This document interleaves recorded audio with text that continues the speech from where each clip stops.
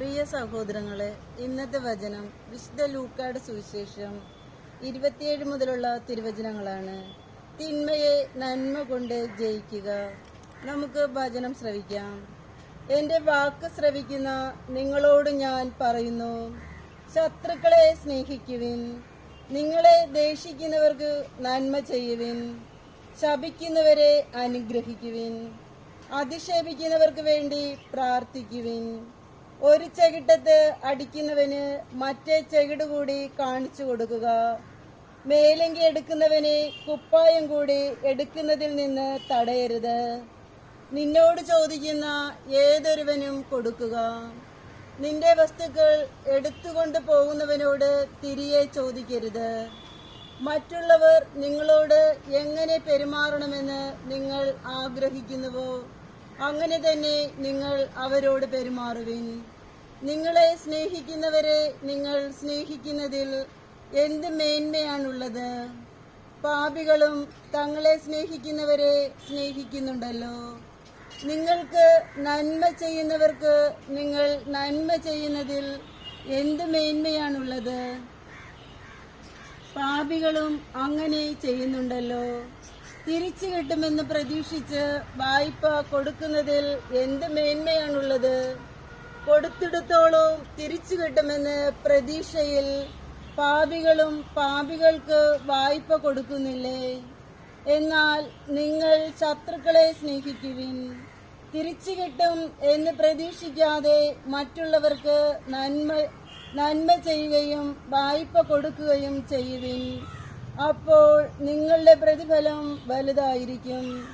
നിങ്ങൾ അത്യുന്നതന്റെ പുത്രന്മാരായിരിക്കുകയും ചെയ്യും. കാരണം അവിടുന്ന് നന്ദിഹീനരോടും ദുഷ്ടരോടും കരുണ കാണിക്കുന്നു.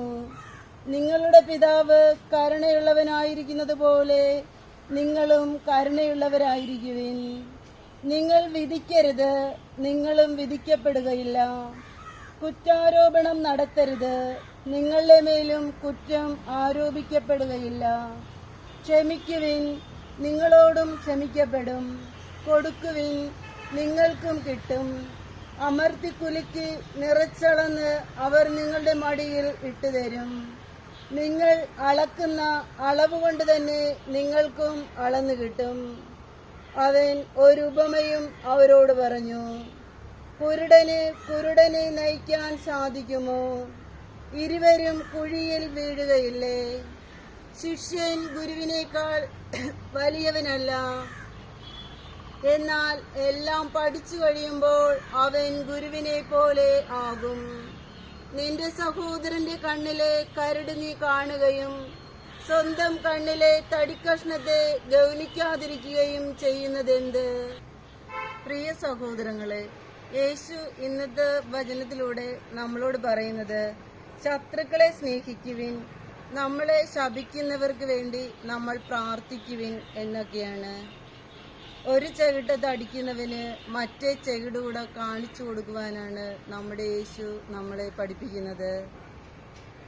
അങ്ങനെയാണോ സഹോദരങ്ങളെ ഇന്ന് നടക്കുന്നത്? ഇന്ന് എന്തെല്ലാം സംഭവങ്ങളാണ് ലോകത്തുടനീളം സംഭവിച്ചുകൊണ്ടിരിക്കുന്നത്? ഒരു കാരണം പറഞ്ഞാൽ ആരും ഈ വചനം വായിക്കാത്തതാണ് അതിൻ്റെ എല്ലാത്തിൻ്റെ അർത്ഥം.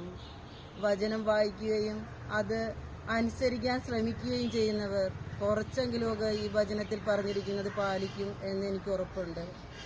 പക്ഷേ ഈ വചനത്തിൽ പറഞ്ഞിരിക്കുന്നു, നിങ്ങളുടെ സ്വർഗസ്ഥനായ പിതാവ് കരുണയുള്ളവനായിരിക്കുന്നത് പോലെ നമ്മളും കരുണയുള്ളവരായിരിക്കാം. എത്ര പേര് കരുണയോടെ മറ്റുള്ളവരെ സഹായിക്കുന്നുണ്ട്? നമ്മൾ അങ്ങനെയൊക്കെ ചെയ്തെങ്കിൽ മാത്രമേ ഈ ലോകത്തിൽ നിന്നും നമ്മൾ പോയി കഴിയുമ്പോൾ നമുക്ക് ആ നല്ല ജീവിതമായ നിത്യജീവനിലേക്ക് പ്രവേശിക്കാൻ പറ്റത്തുള്ളൂ. അതുകൊണ്ട് ഞാൻ എന്നും പറയുന്നത് പോലെ നിങ്ങളോട് പറയുന്നു, എല്ലാ ദിവസവും അരമണിക്കൂറെങ്കിലും കർത്താവിൻ്റെ ഈ വചനം നിങ്ങൾ വായിക്കണം. വായിച്ച് അതിനകത്തെ കാര്യങ്ങൾ മനസ്സിലാക്കി ജീവിക്കാൻ ശ്രമിക്കണം. മറ്റുള്ളവരോട് കരുണയും സ്നേഹവും കാണിച്ചാലേ നമ്മളോട് സ്വർഗസ്ഥനായ പിതാവും കരുണയും സ്നേഹവും കാണിക്കത്തുള്ളൂ എന്ന് നമ്മൾ മനസ്സിലാക്കണം. നിങ്ങൾക്കെല്ലാവർക്കും അങ്ങനെ വചനം വായിക്കാൻ സാധിക്കട്ടെ എന്ന് പ്രാർത്ഥിച്ചുകൊണ്ട് ഒരു നല്ല ദിവസം ആശംസിക്കുകയും ചെയ്തുകൊണ്ട് പിതാവിനും പുത്രനും പരിശുദ്ധാത്മാവിനും സ്തുതിയായിരിക്കട്ടെ. ആമേൻ.